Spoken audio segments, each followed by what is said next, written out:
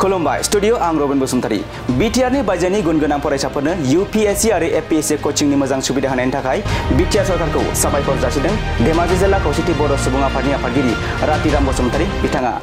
बिटिआरनि बायजोनि गुनगोनां फरायसाफोरनो गिबि खेबनि थाखाय बड'फा सुपार 50 प्लास मिशननि सिङाव बेसेन नाङै यूपीएससी आरो एपीएससी कोचिं होनायनि एन्ट्रेन्स आनजादा दिनै जाबाय मख'नो गोनांदि देग्लाय बिटिआर सरकारा बिटिआर बायजोनि गुनगोनां फरायसाफोरनो मोनसे सनानि खाबु होदों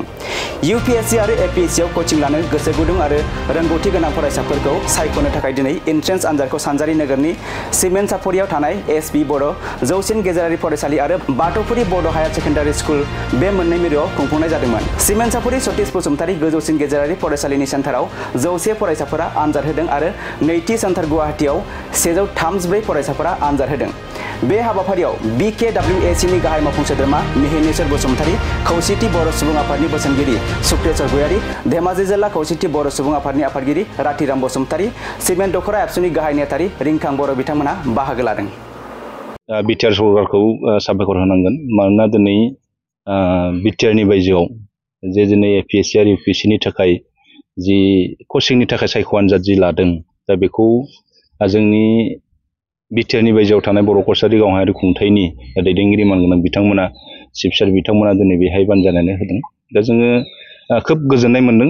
गोजोननाया बेनो जे जोङो जिहेतु सोलोंथाइनि सायाव जोंनि दुलाराय बर' फरायसा आफादा दिनै जि जोंनि सोलोंथाइ बे सोलोंथाइखौ लानानै जिहेतु माखासे खामानि मावबाय थादों दा बेखौनो लोब्बा लाखिनानै दिनै बिटिआर सरकारा एपीएससी आरो यूपीएससी नि थाखाय कचिंनि थाखाय जि सायख' आनजाद दिनै होदों दा बेखौ जोङो धेमाजि जिल्ला खौसेथि बर' सुबुं आफादनि जानानै जोङो बे समाव बिटिआर सरकारखौ साबायखर बावगोन आसा खालामदों फैबाय थानाय समफ्राव जे जोंनि फरायसा फरायसुलिफ्रा जाहाथे बे एपीएससी आरो यूपीएससी जि सायख' आनजादनि थाखाय बे बड'फा जि सुपार 50 बे 50 आव जोंनि फरायसा फरायसुलिफ्रा मोजां आनजाद होनानै जाहाथे उथ्रिनो हायो आरो जों मिजिंथिदों जे जोंनि जाय फरायसाफ्रा दिनै आनजाद होदों बै फरायसाफ्रा जाहाथे जोंनि साफा मोजां इयुन जोलै जानानै फैथों आरो जोंनि नेक्स्ट जेनेरेसनफोरनि थाखाय दा बिथांमोनानो सासे जोंनि गोजों जि हाथरखिफोर बायदि अलंफोर जाथों जों बेखौ मिजिंथिदों जों गिबियावनो गोजोननाय जासिबाय आरो स्पेसियेलि बिटिआर सरकारखौ आरो प्रमद बर'नि जिथुनिखि सरकार बिथांखौ जोङो बर' कसारि वेलफेयार अट'नमास काउन्सिल आरो लोगोसे बिटिसि नि बाहेरायाव थानाय गासै जिल्लानि बर' रायजोनि जानानै बिथांखौ जों गिबियावनो साबायखर बावदों आरो जोङो गोजोननाय मोनदों जे सोलोंथाइनि जिथुनिखि हाबाफारि बे हाबाफारिखौ जोंबो काउन्सिलाव लाबाय दं बड'फा इउ एन ब्रह्म सोलोंथाइ बिथांखिनि गेजेरजों बेनिनो जोङो जोंनि बिटिसि नि बाहेरनि माखासे संगठन आरो काउन्सिला रिकुवेस्ट खालामनायाव बिटिसि सरकारा बड'फा इउ एन ब्रह्म सुपार 50 बिथांखिनि गेजेरजों जि मोनसे बिटिसि नि बाहेराव दिनै माने फरायसाफोरखौ यूपीएससी आरो एपीएससी नि कचिंनि थाखाय जि मोनसे फेसिलिटि होदों बे माने जोंनि थाखाय मोजां जादों आरो जों सानना लादों जोंनि सोलोंथाइनि मोनसे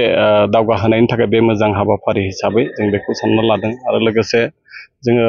बेनिखायनो दिनै जोङो बुंनो सानदों जे जोंनि सात्र साथ्रिफोरा जाहाथे गावनि भबिसतनि थाखाय आरो जोंनि ओनसोलनिफ्राय मोजां बेफोरबायदिनो सोरबा IAS SCS अफिसार माने बरननो थाखाय जोंबो नाजानाय थाबाय आरो बे नाजानायनि गेजेरजों जोंनि बे ओनसोलनि बा जोंनि दानि थासारिफोरखौ जोङो मोजां लेभेलसिम लाबोनो हागोन जों बेखौ सिन्था खालामनाय जादों बेनि थाखायनो जोङो फरायसाफोर दिनै गासै मोननै सेन्टार होनाय जादों जोंहा मोनसेया जाबाय गुवाहाटी SPM IAS एकाडेमियाव बेवहाय 220निबो बारा स्टुडेन्टफोरा होबाय दं नैबे जोंनि सानजारि नोगोराव थानाय SB बड' गेजेर आरो गोजौसिन माने हायार सेकेन्डारि जि माने फरायसालि बेवहाय गासै 106 फरायसुलिफोरा बेवहाय दा एन्ट्रेन्स होगासिनो दङ जों बिथांमोननि इयुननि मोजांखौ जों हास्थायबाय